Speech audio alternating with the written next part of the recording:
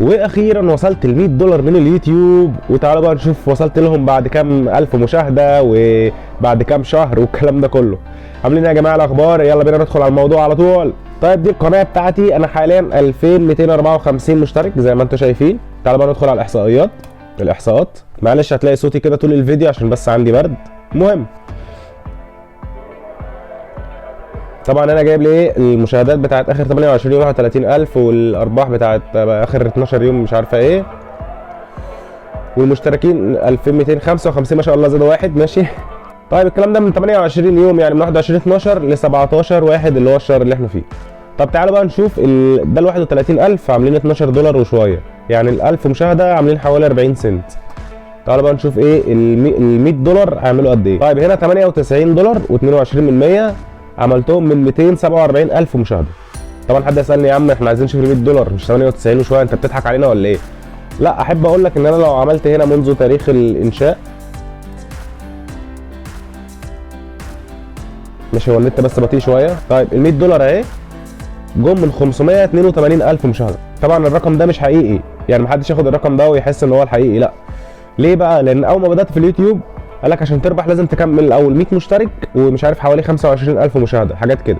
فانا قعدت فتره اعمل فيديوهات لغايه ما وصلت ايه، انا ما كنتش اعرف اصلا، يعني انا كنت اعمل الفيديوهات كده عشان بتضيع مني وبتتمسح، فقلت ارفعها على اليوتيوب عشان ما تضيعش. بعدين اكتشفت ان في ارباح اصلا من اليوتيوب. الكلام ده كان من 2015، يعني انا بدات من 9/4/2015. تمام.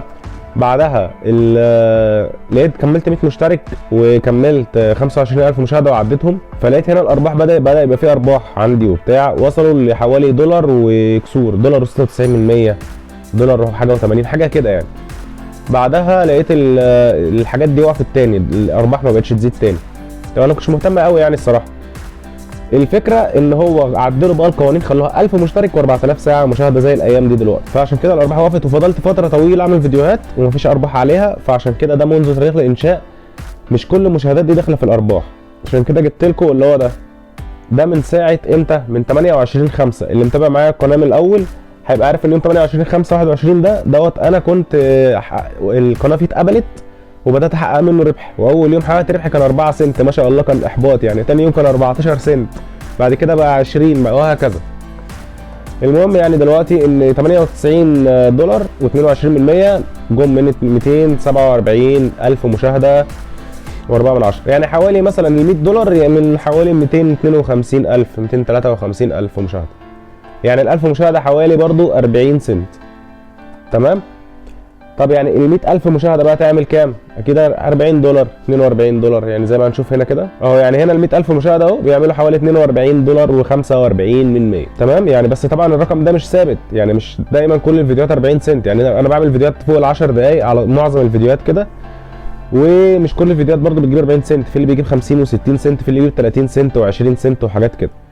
فيعني المتوسط 40 سنت، وده متوسط قليل وضعيف جدا يعني انا محتاج في الشهر اجيب على الاقل 250,000 مشاهده عشان يبقى $100، اللي هو يا دوبك تكاليف النت والحاجات دي. المهم يعني تعالوا نشوف بقى الفيديوهات اللي الاعلى عندي. اعلى فيديو عندي هو الفيديو بتاع البلاي ستيشن، يعني سبحان الله، اللي هو اشتريت البلاي ستيشن صورته كده كنت فرحان بيه وبتاع. هو ده اعلى حاجه يعني ده انا كنت بصوره ان انا فرحان بيه بقى، وهو جبت بلاي ستيشن يا جدعان تعالوا نشوف الالعاب. لا، هو ده فكك من الالعاب، ده اللي جاب ارباح اكتر حاجه. يعني هو جاب 31,000 مشاهده، وال 31,000 جايب كام؟ $20,000 $20 و66%، يعني حوالي ال 1000 مشاهده من الفيديو ده ب 65 سنت. احنا قلنا المتوسط بتاع 40 سنت، ده 65 سنت، فده اللي معلي معايا شويه الموضوع.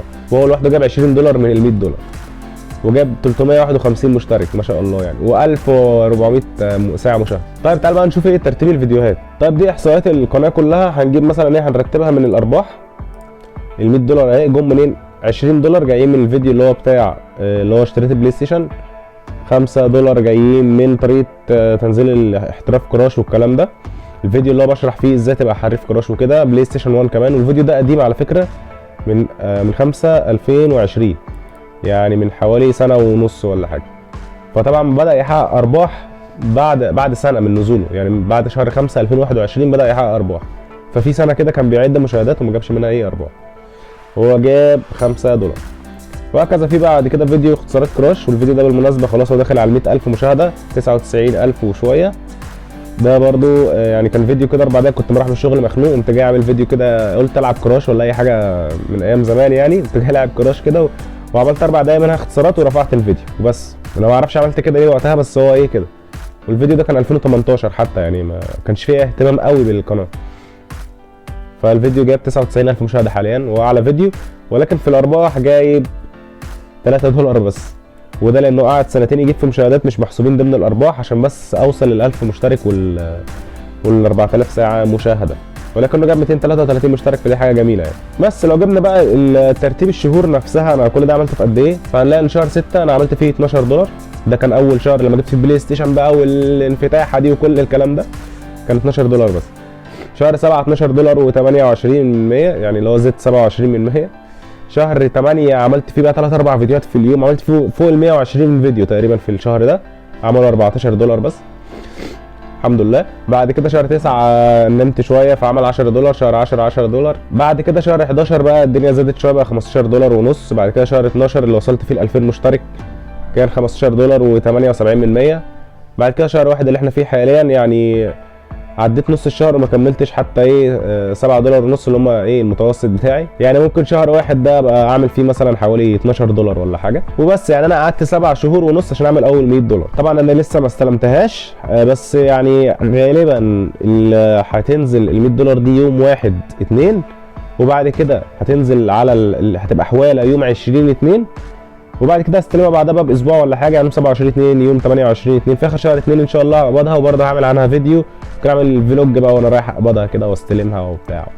بس ربنا يستر بقى، ماليش ضرايب وانا مش عارف ضرايب على ايه، المفروض يدوني فلوس اصلا. وبس دي كانت كل حاجه في فيديو النهارده. انا مش قصدي احبطك في الفيديو ولا حاجه، ولكن يعني انا عايز اوريك واقع اليوتيوب، عشان في ناس فاكره ان هو واو ايه ده كل دي ارباح ويا لهوي والناس دي عايشه في نعيم وبتاع.